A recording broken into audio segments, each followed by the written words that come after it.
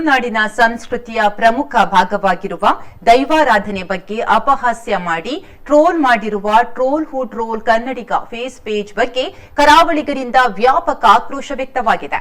ಅಲ್ಲದೆ ತುಳುವರ ನಂಬುಗೆಯ ಭೂತಾರಾಧನೆಯನ್ನು ಅಪಹಾಸ್ಯ ಮಾಡಿದವರ ಈ ಕಿಡಿಗೇಡಿ ಟ್ರೋಲ್ ಪೇಜ್ ವಿರುದ್ಧ ಕಠಿಣ ಕ್ರಮ ಕೈಗೊಳ್ಳುವಂತೆ ಎಲ್ಲೆಡೆಯಿಂದ ಒತ್ತಾಯ ಕೇಳಿಬರ್ತಾ ಇದೆ.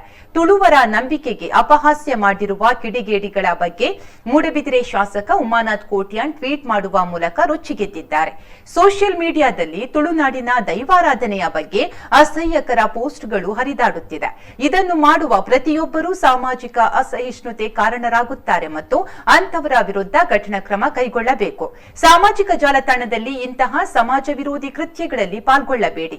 ಸಂಬಂಧಪಟ್ಟ ಅಧಿಕಾರಿಗಳು ನಿಮ್ಮನ್ನು ನೋಡುತ್ತಿದ್ದಾರೆ, ಎಚ್ಚರಿಕೆ ಇರಲಿ ಎಂದು ಟ್ವೀಟ್ ಮೂಲಕ ಖಡಕ್ ಆಗಿ ಎಚ್ಚರಿಕೆ ನೀಡಿದ್ದಾರೆ. ಮಾತ್ರವಲ್ಲದೆ ತುಳುವ ದೇವರುಗಳ ಬಗ್ಗೆ ಅವಹೇಳನಕಾರಿ ಕಾಮೆಂಟ್ಗಳನ್ನ ಪೋಸ್ಟ್ ಮಾಡೋದು, ಅಸಭ್ಯ ಭಾಷೆ ಬಳಸೋದು ಕೀಳು ಮಟ್ಟದ ಸಂಸ್ಕೃತಿಯನ್ನ ತೋರ್ಪಡಿಸುತ್ತಿದೆ.